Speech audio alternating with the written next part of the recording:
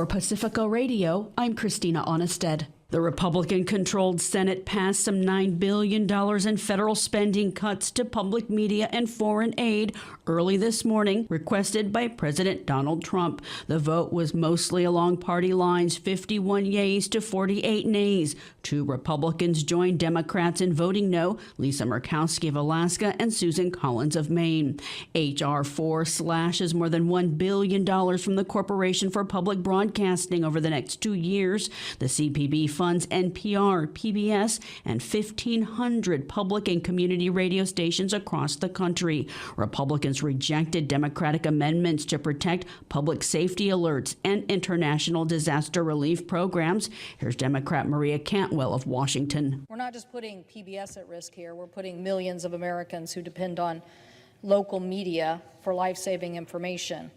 And what's in this rescission request is really making sure that public broadcasters don't have that ability, at least in 20 states where they have emergency plans. So what happens is that NPR manages public radio satellite systems. They receive emergency alerts. They tell us to get out of the way. PBS operates those warning, alert, and response networks, which then transmits over 11,000 emergency alerts alone last year, a 30% increase from the previous year.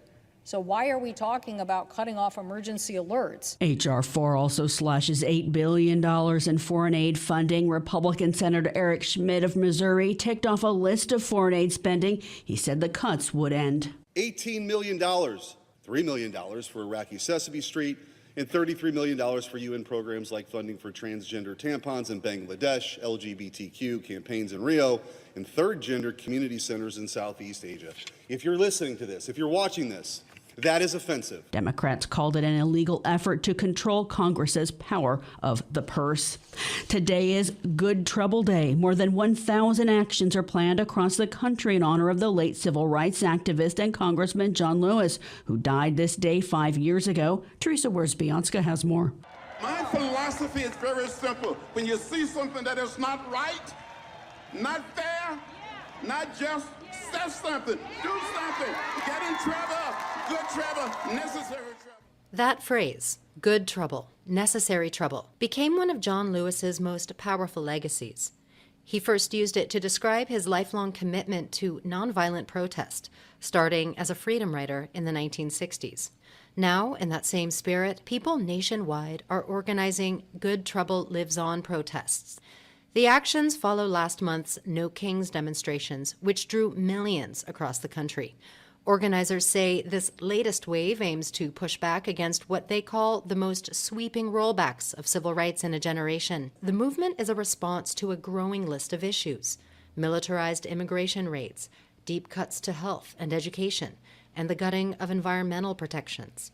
To find a protest near you, head to goodtroubleliveson.org. I'm Teresa Wierzbianska, Pacifica Radio. In Gaza, more than 90 Palestinians were killed in the last 24 hours by Israeli airstrikes and Israeli forces on the ground. The United Nations Security Council took up the issue of the war in Gaza. Christopher Martinez reports. The UN Security Council heard a grim update about a shattered health system amid mass casualty events, 70% of prescription medications out of stock, and up to 5 babies sharing an incubator. Tom Fletcher is UN Undersecretary General for Humanitarian Affairs and Emergency Relief Coordinator. Mr. President, we are beyond vocabulary to describe conditions in Gaza, so let me instead share facts. Food is running out, those seeking it risk being shot, people are dying trying to feed their families, field hospitals receive dead bodies, and medical workers hear stories firsthand from the injured, day after day after day. The head of UNICEF, Catherine Russell, told the Security Council an average of 28 children have been killed each day, the equivalent of an entire classroom of children killed every day for nearly 2 years. Children are not political actors. They do not start conflicts, and they are powerless to stop them. But they suffer greatly, and they wonder why the world has failed them. And make no mistake, we have failed them. Reporting for Pacifica Radio News KPFA, I'm Christopher Martin. The nation's suicide hotline for LGBTQ youth ends today after President Donald Trump pulled the plug on the option in the nation's 988 suicide and crisis lifeline. 20 states have sued the Trump administration for terminating a FEMA, Federal Emergency Management Agency program that provides funding for disaster preparedness to states. Since 2020, FEMA has made billions of dollars available under the BRIC program to prepare for and mitigate risks from disasters before they happen, like flooding, wildfires, landslides, and earthquakes. I'm Christina Onnested reporting for Pacifica Radio.